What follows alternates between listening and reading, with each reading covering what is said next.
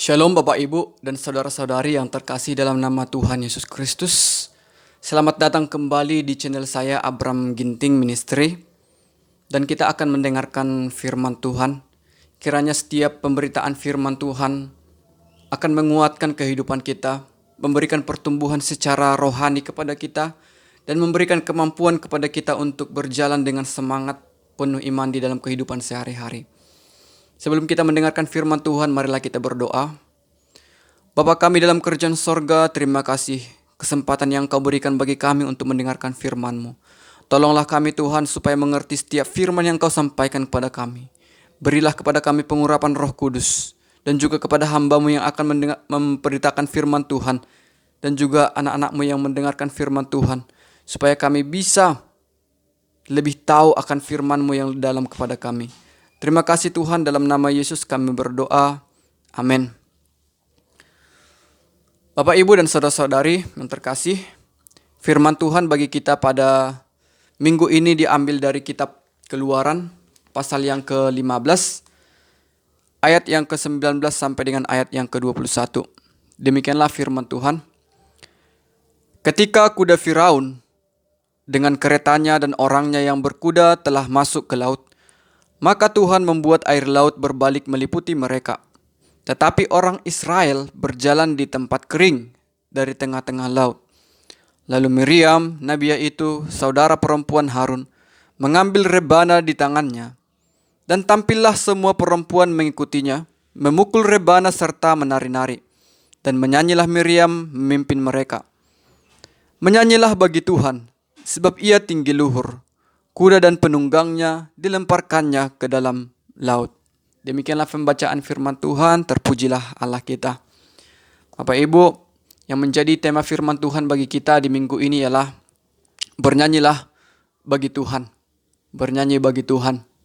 Tentu hal bernyanyi bagi Tuhan ini sudah menjadi hal yang biasa di dalam kehidupan kita, khususnya orang Kristen. Di setiap peribadahan kita bernyanyi. Ketika di gereja ataupun di ibadah rumah tangga kita bernyanyi kepada Tuhan. Namun dari sini kita akan belajar bagaimana kenapa bisa bernyanyi. Itu menjadi ciri khas kita sebagai orang percaya. Saya akan memberikan 3 poin penting bagi kita.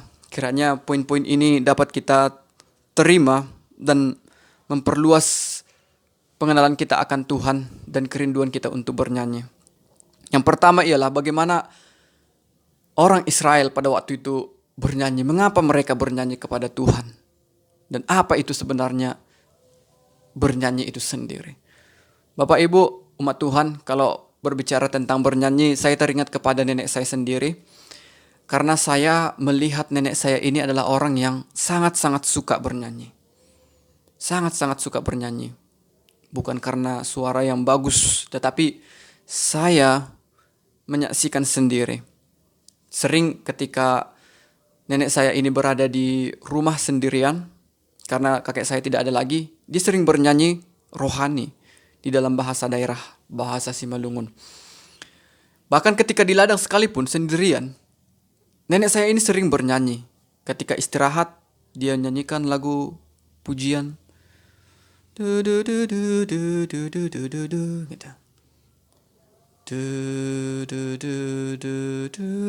Banyak sekali nyanyian-nyanyian yang mungkin saya itu juga tidak tahu.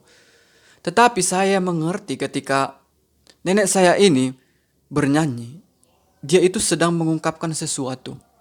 Dan saya tidak tahu kepada siapa. Tentunya bukan kepada tumbuh-tumbuhan, tetapi kepada objek yang sedang dia bernyanyi itu, kepada Tuhan. Karena di situ dia sedang mengungkapkan kepada Tuhan. Dia merasakan kedamaian dari Tuhan, sehingga dia berespon, berkomunikasi kepada Tuhan melalui nyanyian sukacita ini. Nah, dari sini saya mengerti bahwasanya nyanyian itu juga adalah komunikasi. Komunikasi. Bapak, Ibu, dan saudara-saudari, mari kita kembali ke firman Tuhan yang kita baca tadi. Di mana di sini bangsa Israel sangat bergembira kepada Tuhan. Mereka bernyanyi kepada Tuhan karena apa yang telah mereka lihat, telah terjadi, dan telah mereka rasakan di dalam kehidupan mereka. Mereka menyaksikan tangan Tuhan yang begitu hebat, sehingga mereka mengungkapkan sesuatu berupa nyanyian, berupa tarian, dan juga musik kepada Tuhan. Di mana kita melihat Tuhan itu membela umatnya sangat luar biasa, sampai memusnahkan, membinasakan bangsa yang hendak membinasakan umat Tuhan itu sendiri. Nah, di sini ada 4 alasan mengapa orang Israel waktu itu memuji-muji Tuhan, meninggikan Tuhan, mengatakan Tuhan itu luhur. Yang pertama, umat Tuhan, karena mereka telah melihat Tuhan membelah laut Teberau. Tuhan telah membelah laut Teberau. Mereka sudah mengenal ilah-ilah ketika mereka sedang berada di Mesir. Bahkan kalau di Mesir itu, jumlah ilah-ilah itu sangatlah banyak. Di setiap kota ada allahnya. Ada Allah Sungai Nil, ada Allah petir, ada Allah belalang. Semua tulah-tulah itu ada Allah-Allahnya. Tetapi mereka tidak melihat Allah seperti Allah Yahweh. Jadi mereka kagum, bagaimana mungkin ada Allah seperti ini? Kami belum pernah mengenal Allah seperti ini. Sehingga mereka kagum.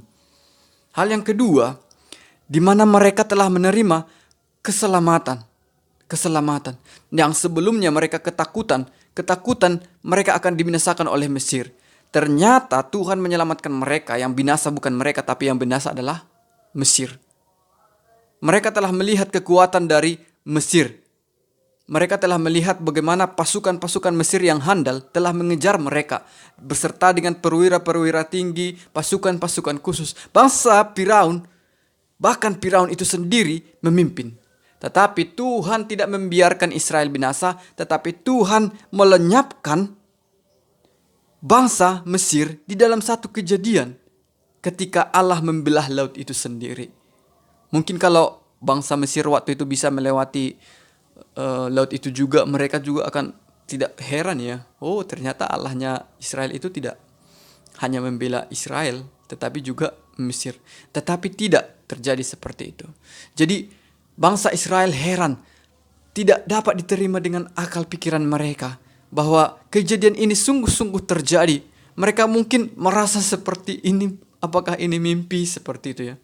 Dan poin yang ketiga, mengapa mereka kagum kepada Tuhan? Karena peristiwa pembelahan laut ini sangat dekat kaitannya dengan sosok yang dikagumi, yang ditakuti. Mereka sangat takut kepada yang namanya itu lautan. Karena di lautan itu ada semacam monster yang mereka sebut dengan Leviathan.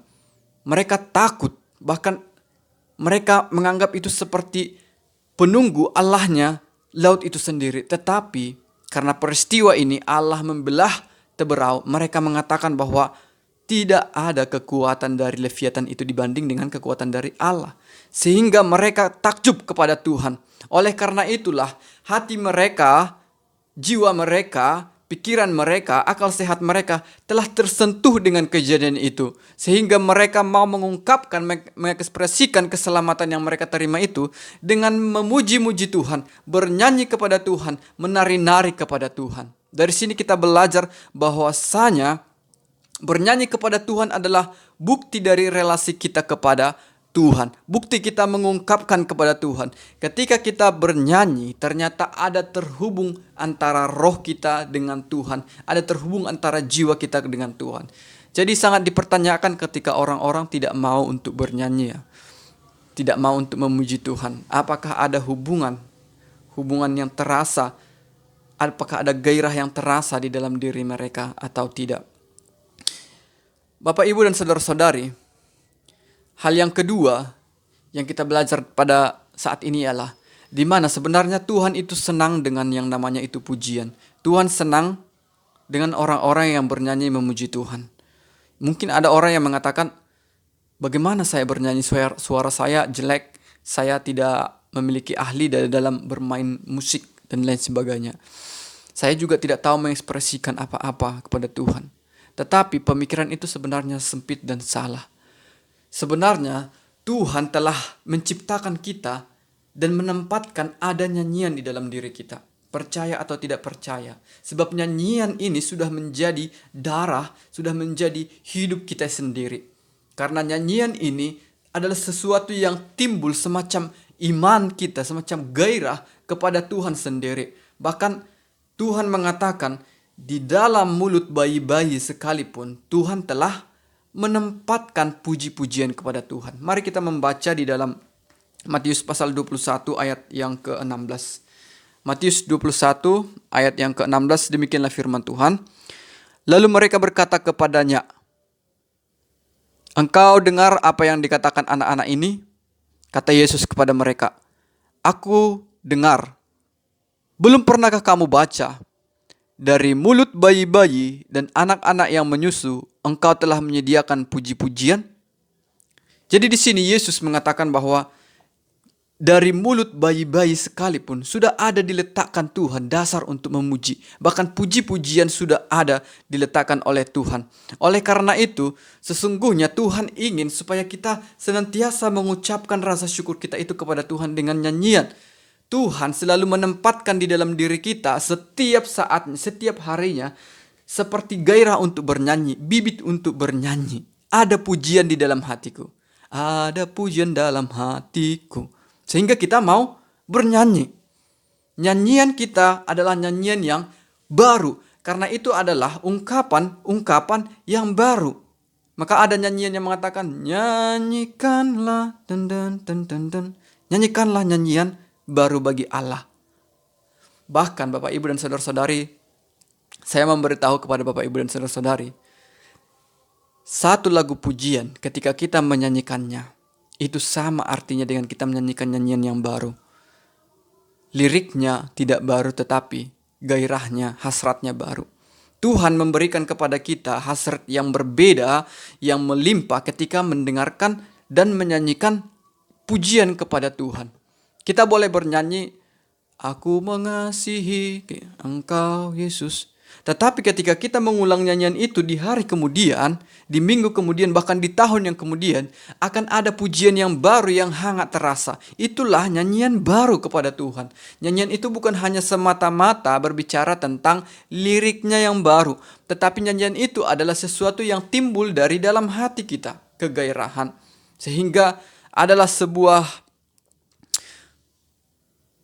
anugerah ketika kita bernyanyi kepada Tuhan. Tetapi Bapak Ibu, tidak semua nyanyian ternyata Tuhan senang. Tidak semua.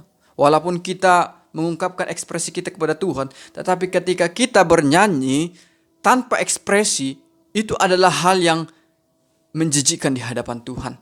Tuhan sangat benci kepada orang-orang yang bernyanyi dengan tidak serius. Bernyanyi bukan dari rasa hatinya yang dalam. Tuhan benci dengan nyanyian yang hampa. Karena itu adalah bentuk dari kemunafikan. Allah pernah menegur bangsa Israel karena mereka memuji-muji nama Tuhan dan menyanyikan lagu-lagu yang sangat-sangat indah. Ternyata hati mereka menjauh kepada Tuhan. Itu dikatakan di dalam Yesaya 29 ayat 13, di mana mereka bernyanyi bukan karena kegairahan hati mereka. Ini menjadi sorotan bagi orang-orang Kristen pada saat ini. Ada begitu banyak kita waktu untuk bernyanyi, tetapi tidak banyak orang yang bernyanyi karena hasrat hatinya, karena benar-benar ingin memuji Tuhan. Ada orang yang bernyanyi, tengok sana, tengok sini.